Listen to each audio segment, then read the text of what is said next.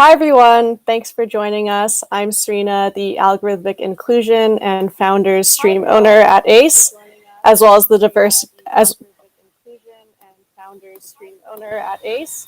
Oh, sorry, one sec.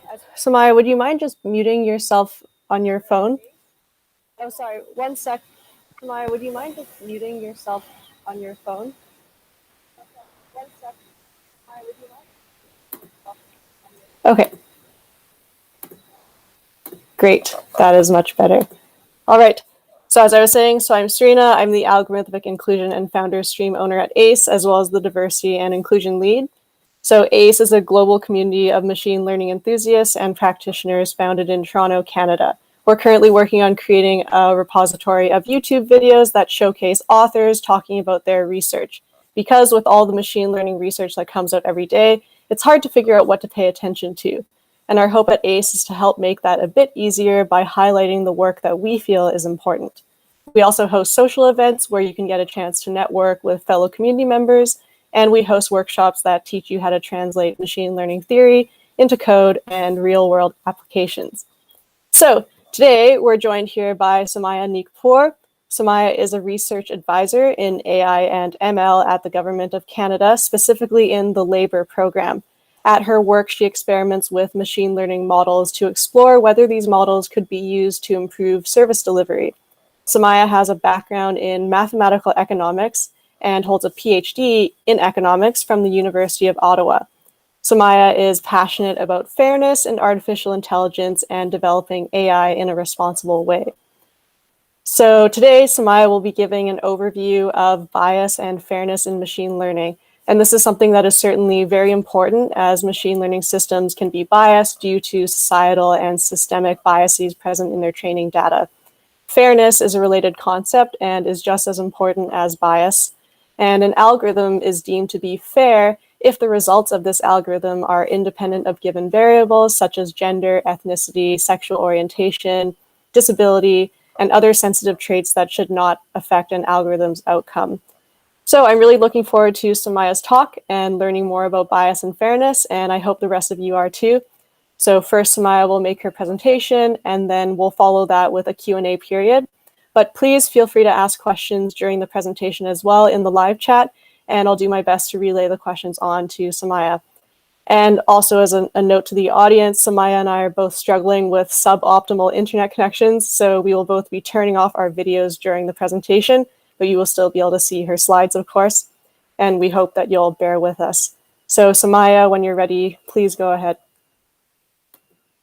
Sure. Thank you, Serena, for the introduction. And hello, everyone. I'm very happy to be here, and thank you for joining in today. And as Serena mentioned, I probably have to disconnect my video just for the sound quality. Okay.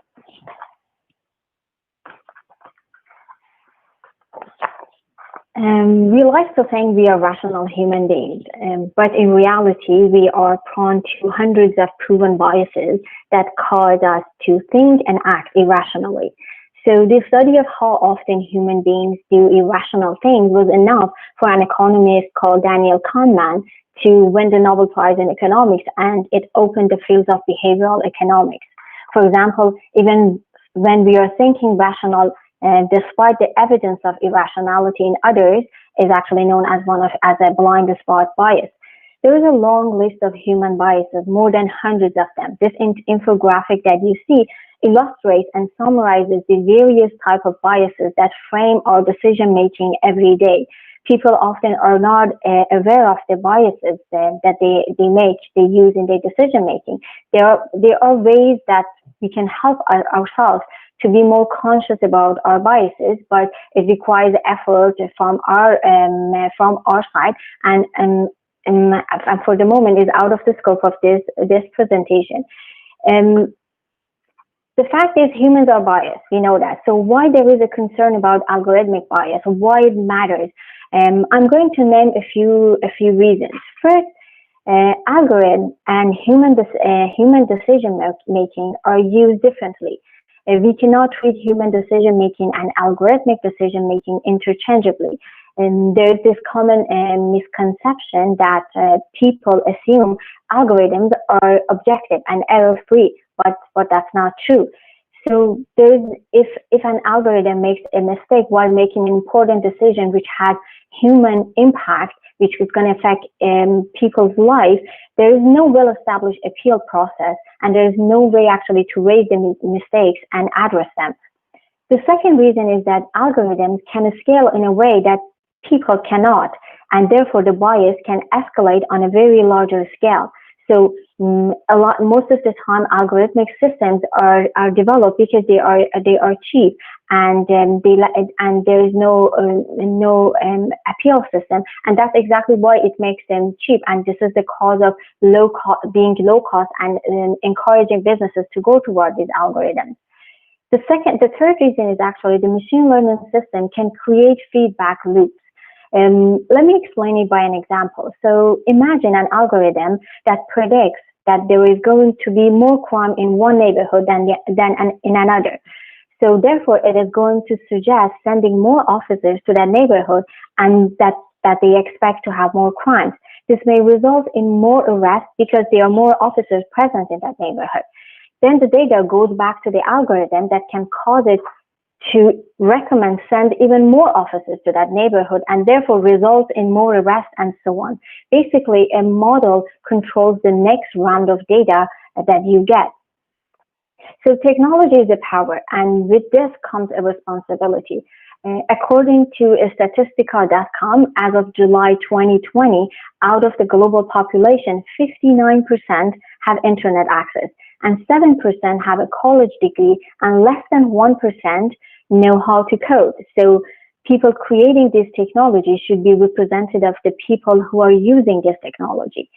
As machine learning algorithms are increasingly used to determine a real-world decision, for example, such as loan approval, credit card application, or parole decision, it is very necessary for the AI community to minimize the unintentional discrimination. Bias can be introduced into the machine learning pipeline at very different stages, such as design, data, modeling, feature engineering, application, and deployment. But because the underlying data rather than the algorithm itself are most often the main source of the issue, I'm going to focus on the data bias here. I'm going to talk about... If you don't mind me interrupting quickly. Sure. So first of all, that example you give about resourcing police officers to certain neighborhoods, that makes it very concrete, and how that is introducing bias. And I was wondering if we could go back to that first slide that you showed that showed a whole bunch of different examples of biases. Yes. And I'm also curious, so we had a question in the chat asking about these biases. So are they rigorously defined, or are they qualitatively defined? And I'm also wondering if we could just chat about, or if you could just tell us a few of these biases that are highlighted, because it's a bit hard to see. Yes, this is. I can share actually the resource of there is the resource for this. The source for this slide is actually on the footnote. But one I have to add is that not all these human biases have been coded in order to be applied into the machine learning algorithm. It's just been recently that the AI has been able to, in certain cases, to make a decision that is similar to a cognitive decision that a human makes, and therefore it's subject to human biases. So that's why this slide is to show the magnitude of the human bias, and that's why these biases are captured in the data that we use to train our algorithm. Of course, so far, not all the biases have been addressed, have been developed, but certain that they could actually be captured through the data is being addressed. So there are so many, to be honest, I cannot even see some of these ones, but you're absolutely right. Not all of them have been codified. This is just an example to show the extent of the biases that us as a human have actually have in our decision making. But as I move on into the data bias, you're going to see a few examples that shows how some of these biases is actually captured in the data. Okay, interesting. Thanks so much. Yeah, so to check my understanding, it seems that these biases that you're highlighting here, they are qualitative, but some of them there's enough data that exists to be able to rigorously define them and codify them so that we can use them in our machine learning applications, or at least look out for them in machine learning applications. Exactly. So yeah, we move on. As I mentioned, because the data, the underlying data, rather than the algorithm, is the most often and main source of the issue, I focus on the data bias here. So I'm going to talk about 5 different properties, which as we move on into the slides, which are the population biases, behavioral biases, content production biases, linking biases, and temporal biases. And these ones gave us a way to measure the differences in the set of the data that we collect and to analyze a target population. I would like to bring your attention to the fact that sometimes the type of bias might not always be measurable directly, referring to your point, Serena, but we might be able actually to see the signs of the distortion in the data. So what is population biases? Population biases are the differences in demographic characteristics between the populations. So one example of this biases is the study by Hargida 2007 that analyzes the different users' demographic on social media platforms. This analysis shows that women are more likely to use Pinterest, Facebook, or Instagram, while online forums are more popular among men. So it concludes that different demographics use different social platforms. So the next biases is behavioral biases, which are the differences in user behavior across platforms.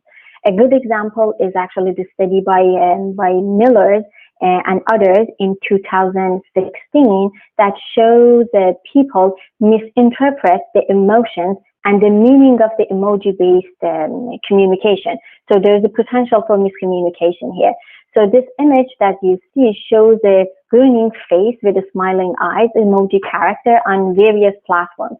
So there's quite a bit of potential for miscommunication here. This figure tells us that, let's say, if an iPhone user sends a grinning face with a smiley eyes to a Windows phone like Samsung or LG or what's that one, the Nexus user, and the iPhone user is actually sending a mildly negative emoji to someone who will receive it as a relatively positive one.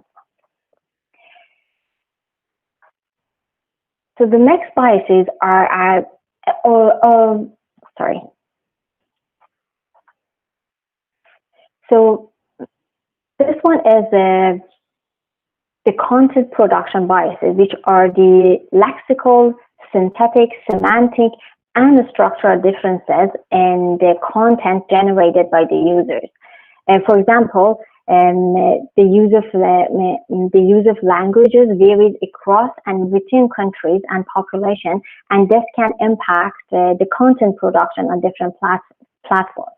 So the study by McDonnell and others in 2013 provides a map of language polarization in New York City, and it shows that all the districts and municipalities in New York speak a second language, and certain languages are more common than others, and therefore this language profile is going to impact the content created on the social media. So the fourth one is the linking biases, so which are the differences in the attributes of a network obtained from user connection. So, for example, a good example is the study by Gilbert and others in 2009 that shows online social network formation depends not only on the elements inside the social platform, but also factors external to the social platform, such as geography, location, and even the dynamics of the offline relationships among the users. The fourth one is the temporal biases, which are the differences in the population and behavior over time. So the study by Hanek and others in 2017 shows that introducing a new feature or even changing an existing feature in a social platform can affect the usage of that platform over time, and this effect is actually different among different demographics. And its growth across time is also different for various demographics. I guess now that we better understand these biases, some of the biases in the data. So in order to minimize the bias, how do we define and measure fairness? So what does it mean for a decision to be fair, and what are the methods to remove bias and ensure fairness?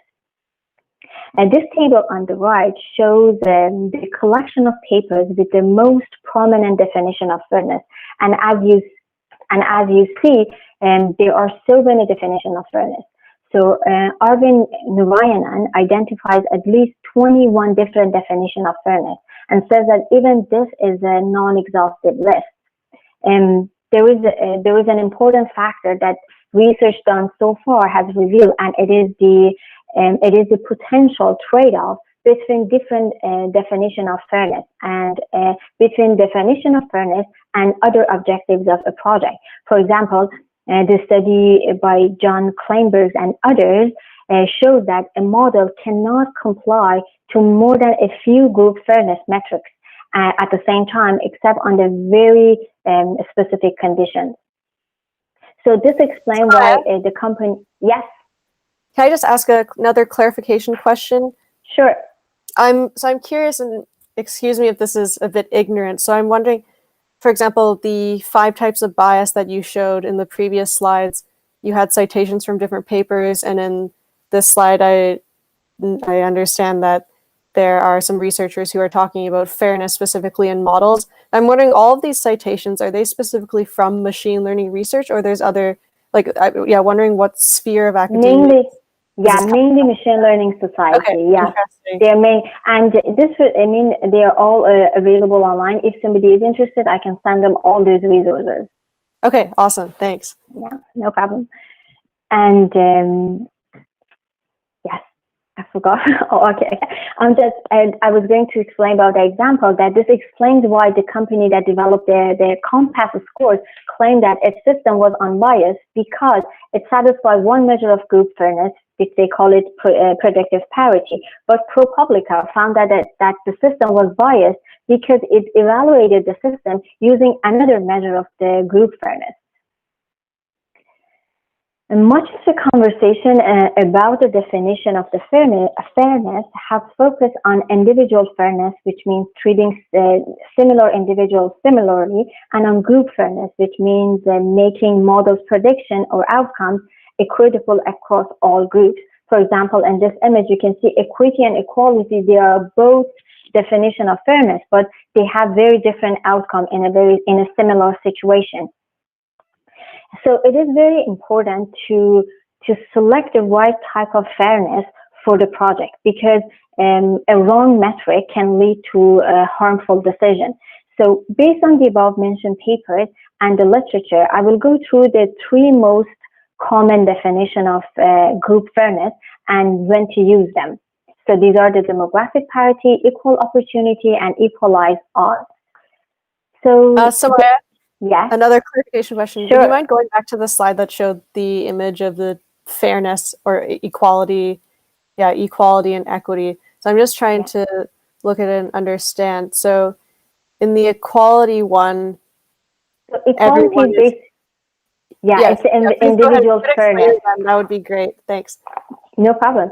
If the individual fairness means that we treat everyone similar, we give them the same size kind of steps to be able to, because this is the same, kind of treat them all similarly. But in the second one, every person in this image have a different need. So we are addressing their need, because the goal is to allow them, all of them, to be able to see the match, to see the game. So if we provide them the same, if we treat them the same, 2 individuals won't be able to watch the match. But in the second one, if we address them, if we want to be fair, we have to give them the one thing that is going to actually address the issue and allow them, all of them, to be able to watch the game. So these are both. The individual fairness is fair. We've been treating everyone similarly, but in that context, in order to ensure that we've been fair, we actually need to measure it as a group fairness, not necessarily an individual fairness. Okay, I hope it answered your question. Yeah, very clear. So if I could just paraphrase to check my understanding. So individual fairness, it lends itself to equality, where equality is the act of giving everybody this sort of same benefit, whereas group fairness lends itself to equity, which is recognizing that certain people might have to overcome different barriers and helping those who have more barriers so that we all are able to participate and, as in the picture, see the match. Yes, correct. Great, thank you. No problem. Okay, so I start with the first one, the demographic parity, which means the proportion of each segment of the protected class, for example, let's say gender, should receive a positive outcome at equal rates. So the positive outcome could be getting to the university, getting a loan, or being shown an ad. So the outcome is independent of the protected class, which is A. I assume is A. So for this explanation, assume a binary classification problem with a single sensitive attribute just for the simplicity. So the mathematical proofs for any of these definitions are provided, can be found in the Choba 2016 and Kleinberg 2016 as well.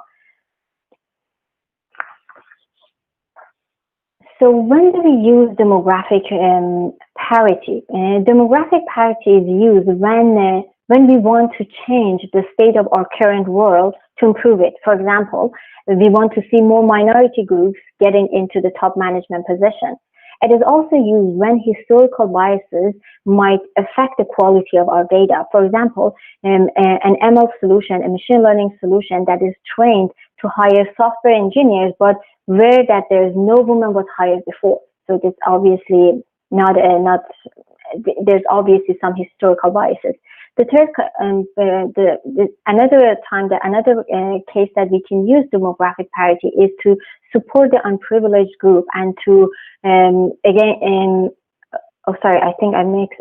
to support the unprivileged group. For example, setting policies that penalizes a non-inclusive behavior at workplace. And the second definition of the fairness is equal opportunities, which states that each group should get the positive outcome at equal rates, assuming that people in this group qualify for it.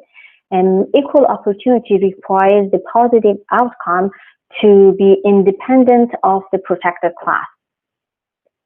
And we should use equal opportunities when there is a strong emphasis on predicting the positive outcome correctly. For example, when we need to be very good at detecting a fraudulent transaction.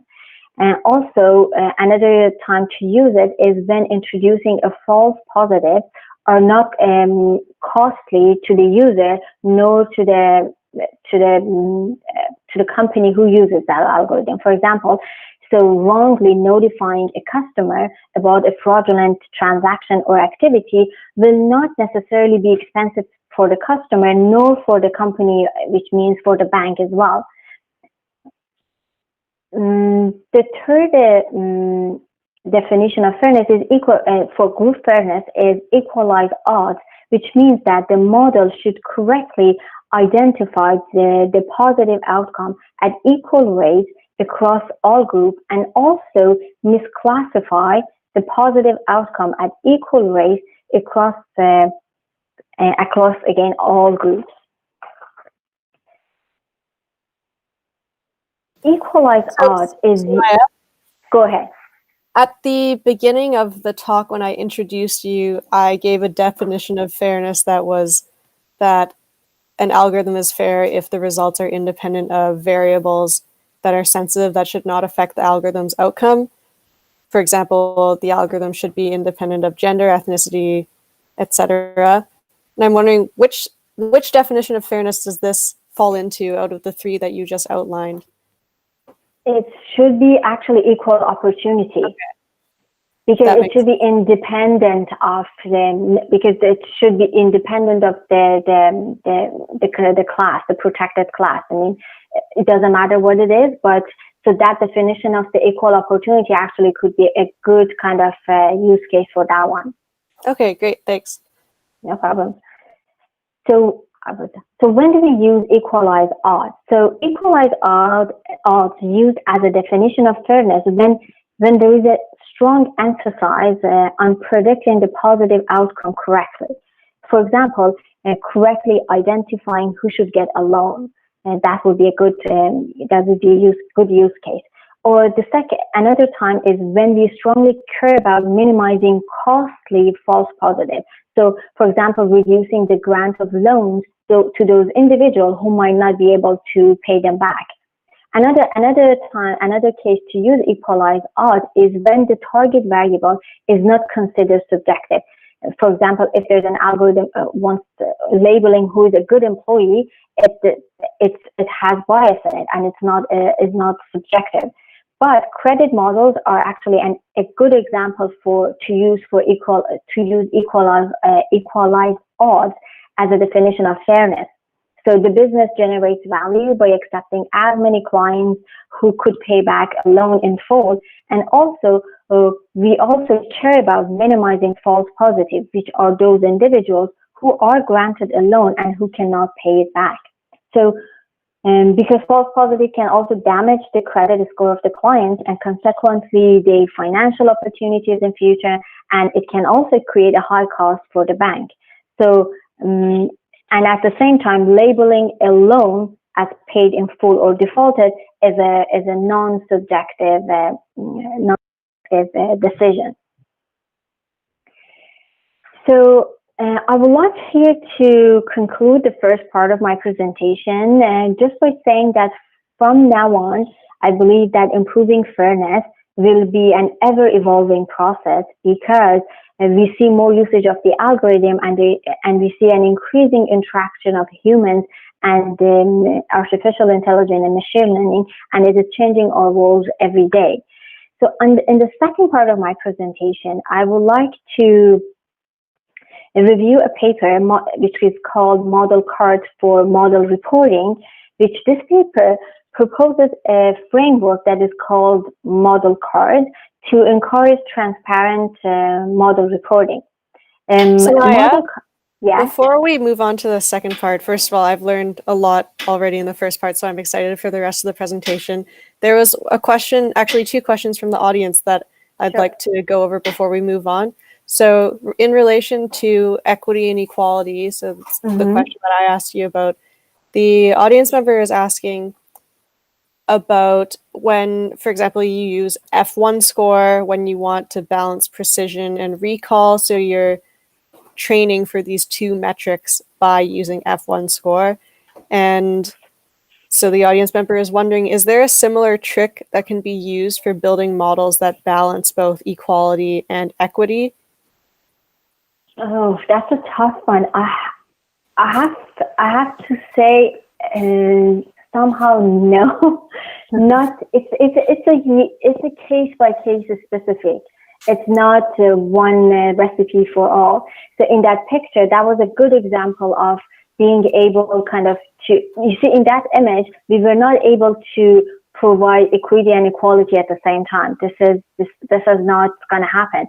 But this is a case that equity should be the goal, should be the objective of should be the objective of that project. But there might be cases that actually individual fairness maybe makes sense. I didn't get into the individual fairness because there's in a literature there's been more focus on the group fairness because there might be less use cases that we might care about individual fairness than group fairness. So the main focus of the literature, to the best of knowledge so far I've seen, has been on a group fairness.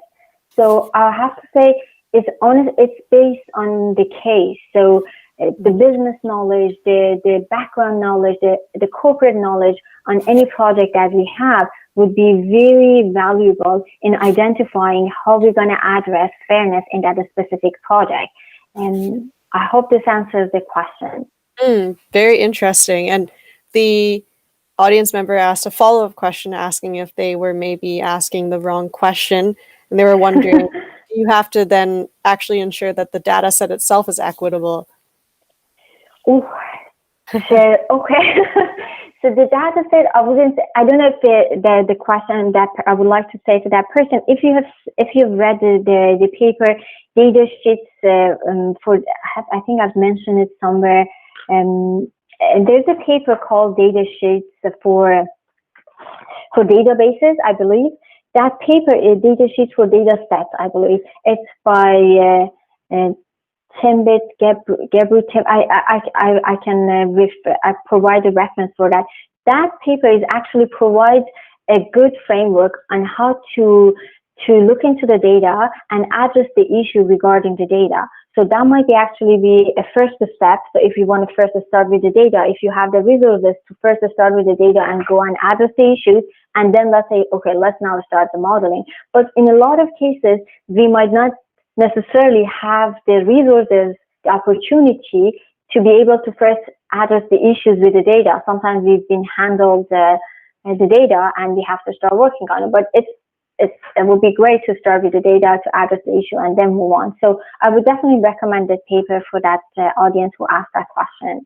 Okay, that's great. And they replied saying they're aware of data sheets for databases, so that's great. Great. There are a few more questions, very interesting ones coming through related to part one. So if you don't mind, I'll ask maybe one or two of them and then save the rest of them to the very end so we can make sure to get through the content. So one audience member is asking, and this is interesting, especially because you're working for the government of Canada. So they say, from a governmental perspective, how do you navigate these different metrics and the inherent trade-offs that are involved? And they're asking, are there established policies or polls that guide policy decisions in this respect? Okay, so at first I have to make a disclaimer today. So whatever I'm talking today about and presenting today, they are all my personal opinion based on my personal research. So, and by all means, I'm not representing the government of Canada or any policies or any regulations. So, to the best of my knowledge, that I know that they are looking into developing policies and regulations to be able to address these issues. However, the usage of machine learning and AI in private sector is a lot more progressive than in the government. So government is usually a very heavy machinery that would take a bit longer than the private sector to get into the speed of the using new technology. But there's agenda. I mean, we have the digital, have a new minister of digital. So these are the mandates of the government, which I'm quite sure they will address, and eventually we all see these issues to be addressed in the policy. I hope this answered your question. I think so, and okay. The audience member can clarify if they want a bit more color on that, but I think that was pretty good. So another question that came up is related to this definition of fairness. So I had this question too, as well as the audience member. So at first, the audience member is saying they thought that an initial way to take fairness into account in building a model would be to remove these sensitive variables, so just don't even look at them. But then when you consider this equity definition, it seems that it might be necessary to actually include these sensitive variables to know where to compensate the bias. And this does strike me as very similar to having, or the question of, are quotas the right thing to do when hiring, for example? And so I'm just wondering, what's the right way to think about this? I'm going to give you an example. I don't know about the hiring case. That's a more maybe complicated area, but I'm going to give you an example. Well, let's say we cannot really get rid of, let's say, age, gender in all these algorithms that we work on. So let's say there's one example. So one algorithm is going to issue a loan, and another algorithm who's going to identify a malignant tumor for medical reasons. So in the first one, if we're going to differentiate against gender and age or ethnicity, it's illegal. It's because the financial sector is regulated, and this is discrimination. So in cases like this, none of these factors should be entered into modeling and developing a machine learning model. But in the second one, when it comes to medical cases, it's actually important to make sure that these suggestions is on gender, age, and ethnicity based, because we all have different biology, and it is important to take that into consideration. So again, we cannot remove them all at once or put them all into our data. It's case by case. And as I said, having the domain knowledge, also having the technical knowledge would be actually the best approach to address these issues.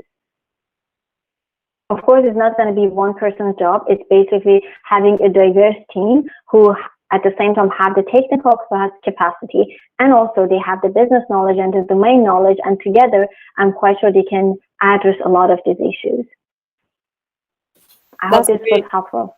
Yeah, thank you. And there is another question. Oh, actually, one of the audience members who asked the question about the navigating different metrics and trade-offs from a governmental perspective, they replied and said, thank you so much for the response. And yeah, so you're getting some feedback already.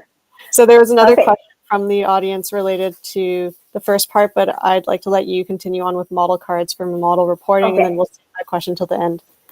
Okay, sounds good.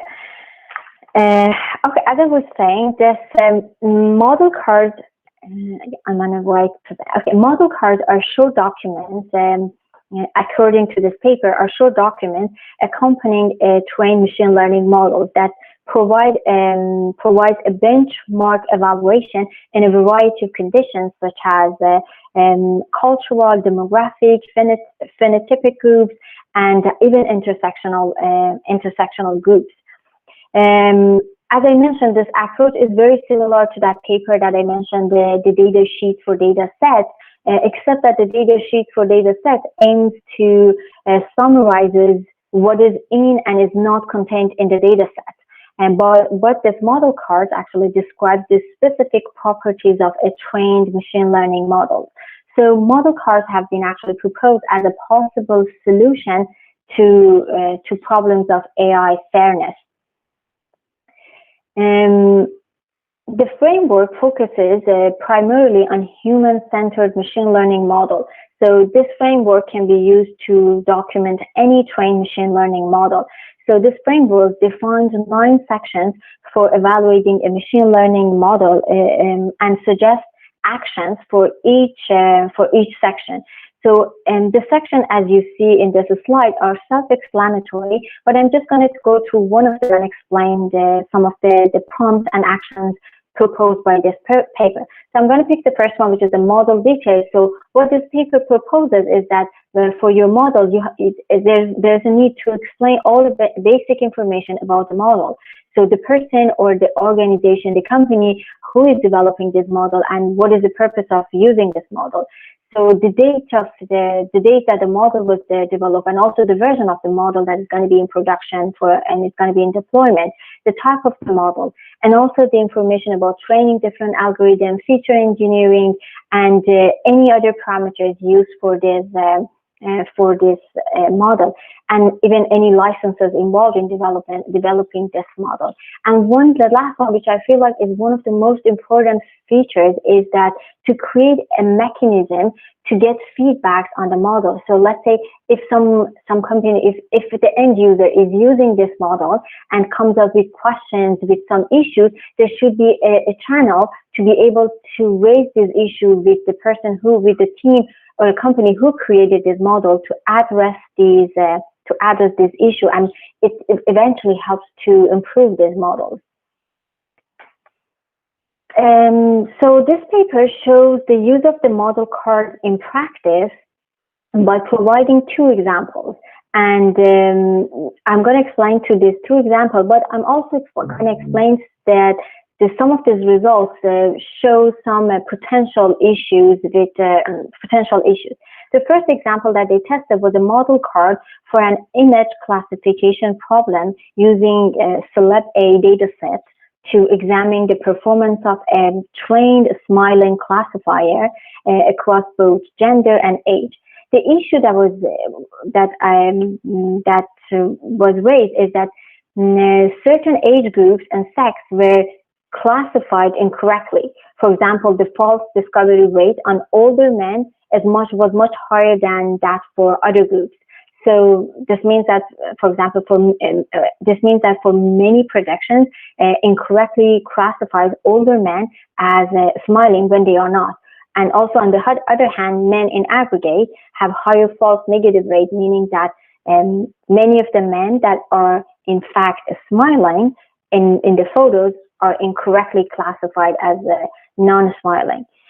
So one reason that could be for this issue could be that the context that this model was used might not be the best suited for. For example, it might be better, it might be advisable not to apply this model on a diverse, on a data set that has a diverse group of audiences from different backgrounds and different ethnicity backgrounds based on this issue that is raised here. The second example that they tested was provide a model card for two versions of Perspective API's toxicity classifier that was built to detect toxicity in text using some of the online platform data such as Wikipedia talk pages. Wikipedia talk.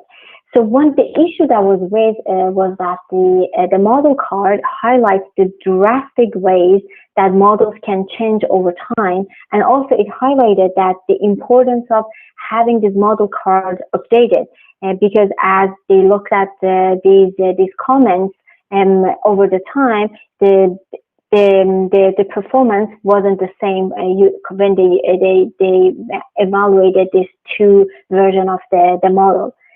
So this paper suggests to consider model cards as one transparency tool among others. They suggest other methods that they recommend to consider them as well to ensure fairness. For example, this algorithmic auditing by a third party, or also adversarial testing by technical and non-technical analysts, and also use more also have more inclusive user feedback could actually help to ensure fairness. So this model card could be one measure for fairness, and we might combine various methodology to ensure fairness in our systems. So I would like to conclude here and open the floor for more questions. Thank you so much, Somaieh. That was really great. So we now have time for more questions. So I was wondering about the model card. If you would be able to reiterate the definition, that would be really great. Sorry, read the definition of? Reiterate the definition of model card. Oh, I think may have missed it. Okay, yeah, sure. So I think I put it on this slide, and they are basically short documents accompanying trained machine learning models. They basically, the model card is going to have 9 sections as it's shown in this slide, and each section they propose multiple actions to address, to provide, to populate this model card. I explained the model details, the first one as an example, but there are also various prompts offered for let's say training the data or quantitative analysis. So it's just the paper doesn't provide any technical content. It just provides the actions that they recommend as a best practices in order to develop these model cards and in order to provide fairness for the machine learning model. That's great. Thanks so much for clarifying that. One of my questions was going to be how you can see model cards realistically being incorporated into a company's development process. But now that I better understand the definition, it strikes me that a machine learning team that follows pre-registration, so they pre-register their experiments and essentially follow the scientific method where they lay out what they're going to do, what they expect the outcome might be, and what their hypothesis is. I feel that teams that do follow pre-registration, they will be fairly easily able to incorporate this model card framework. I'm wondering about companies that maybe don't follow such a scientific process. How would you suggest that they incorporate this framework into their development process? I would say they really need to get external kind of support. So they really need, because the audience for this paper and for model cars is basically technical community.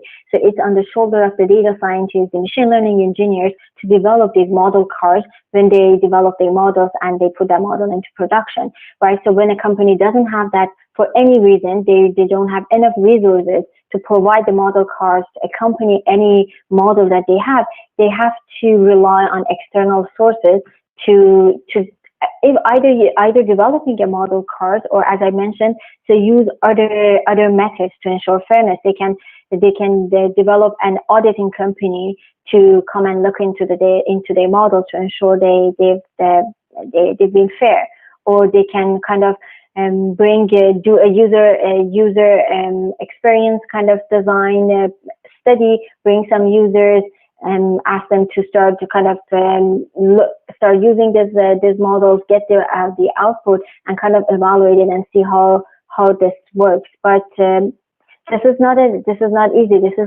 It's relatively new area, and not a lot of expertise is available. But basically, it now seems to be the responsibility of the data scientists and machine learning engineers who are producing these models, and one added responsibility to all the work they're doing.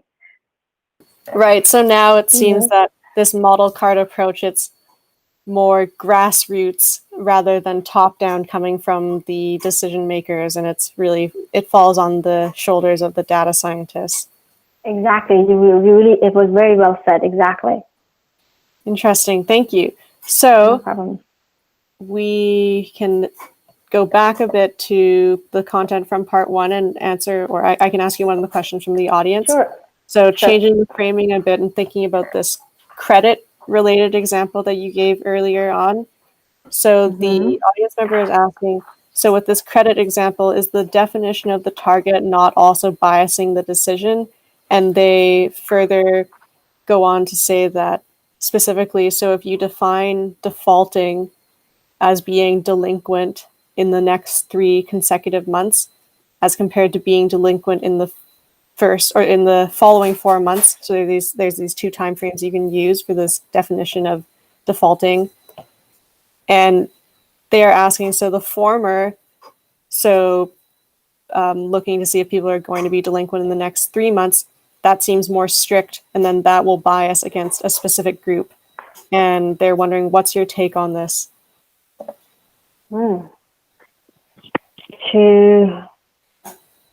That's actually very, very, to be able to answer this question honestly, it has to be someone who's been working in a fintech industry, who's been having enough financial literacy and about these financial models to be able to address this question. To be honest, I don't think I am well positioned to answer that question, because this is the domain area that I am, when it goes to the details of this defaulting 3 months versus 4 months versus 6 months. To be honest, I won't be able to really address that question. I feel like this is out of my area of expertise. Sorry about that. No problem. Still very interesting. Yeah, it is. It's absolutely. It's definitely a very rich and heavy field or subfield of machine learning. Exactly. So I'm also wondering, so on our coordination call, you described the difference between bias and fairness and ethics in machine learning. And from my perspective, and I have to say I've learned a lot from your talk already, like I said before, because it's very true. I previously thought that bias, fairness, and ethics were all one and the same, but you nicely outlined that ethics is actually quite different. And I was wondering if you could outline that for the audience and explain the difference between these concepts. Yeah, sure, absolutely. So as I explained in my presentation, addressing the bias either at any stage of the machine learning pipeline, either during the data analysis or model development or deployment, it's addressing any of these biases is going to help out to have a fair system. So basically, they are kind of interrelated. But when it comes to the ethics is like a bigger umbrella for all of this. So what ethics is a moral principles that governs our behavior and our governs human behavior and our activities every day.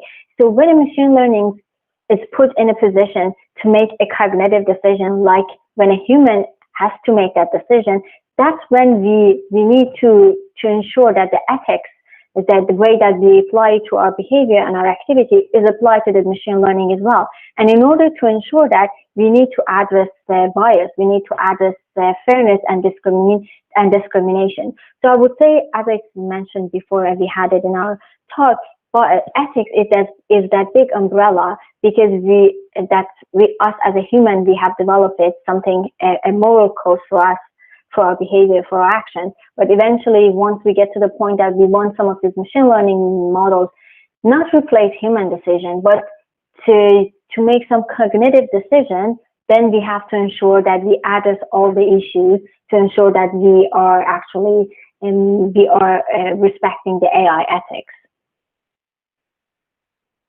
That's great. Thank you. That makes sense. So yeah, ethics is the umbrella, and fairness and bias are two things that we can do to be ethical when we're building our machine learning models, right? Exactly. Okay, that's great. And as a follow-up question, so would you also say that ethics is almost a choice that you make when developing models? So you purposely will say, I am going to be ethical in my model development, therefore I'm going to consider bias, I'm going to consider fairness in my model. I feel like it's not a choice event. We all have to as I said, when if a machine learning, let me give you an example. If a machine learning is going to classify images, so it might be biased to certain background, to certain gender or age group or ethnicity, but it won't be maybe an ethical kind of issue. But when that machine learning is put in place to make decisions for an individual who's going to get some health benefits, some services, then in that case, the decision is kind of like a human placed in that position to make the decision for an individual. So that decision has to be ethical. So in that case, we have to respect and make sure that the system that is placed there is an ethical system. But eventually, a lot of these machines are moving towards kind of making decisions that are cognitive decisions. And then, as I think it's mandatory and obligatory for all of us to ensure that they are ethical systems. Hey, thank you so much for the comprehensive answer. Appreciate it. And I'm also wondering, so about the references that you mentioned in the paper. I'll turn on my video too. That The references that you mentioned in the paper, I was wondering, would you be able to send those over to me and then I can share them out with the community? Okay, great. So sure. I will share them in the ACE events channel. Sounds good. I can put them all in one document, or I can share the presentation. I don't mind, whatever suits you. And yeah, most of them, they have the hyperlink, so they should be able to directly access the paper. Okay, that's great. And I have another question. So you mentioned at the beginning of the talk that sometimes these biases, there may be types of biases that aren't able to be measured directly, but you might be able to see this kind of distortion when you sort of look at a distribution related to the data that is either feeding into your model or feeding out of the model. And I'm wondering, so if you can't measure bias directly, then how do we really know it's there? So just for most of the cases, if those data are capturing some human decision making, I'm quite sure there are going to be some biases, because we are biased in our everyday decision making. And this is going to be captured eventually in the data. But sometimes, because we are not aware of our own biases, we might not detect it in the data as well. But let's say if I decide that, okay, I know I'm biased towards this, and if I correctly identify some of my biases, I would be able to go and look into the data and see some signs that might be sign of a bias. As I said, this is very complicated. It's not a one rule for all, and it's very case specific, very domain specific as well. But we have to try, as the same as our submarine. I'm quite sure I have some biases. I know I'm sometimes not aware of it, but I have some biases in my everyday decision. But there are times that I realize that the decision I'm making is biased based on certain factors. So if I practice more to be conscious about the decision I'm making and my biases, with the same attitude, I might be able actually to detect some of those biases in the data. That's great. Great. Thanks so much, Somaieh. So there are no more questions in the chat. Generally, people have been chatting a lot and interacting a lot, so that's really great. I really enjoyed the presentation. I think speaking on behalf of everybody else, we all enjoyed it a lot. So yeah, thanks so much, everybody, for tuning in. So if you'd like to see more free content like this, please visit ai.science. That's our website, and you can log in to access the slides. And they will have the hyperlinks to the references that Somaieh has mentioned. And I'll also be posting the links to the references in the ACE events channel. And yeah, so if you log into our website, you can see the slides. You can see the slides from different sessions that we have coming up. You can see all of the upcoming sessions. And please make sure to subscribe to our YouTube channel, which is called ML Papers Explained. And you can get notified about all the live sessions and other free content we have published. So yeah, thanks again, Somaieh. It was Thank you, Serena. Appreciated it. Thank you. Thank you. And please stay on the line so we can chat.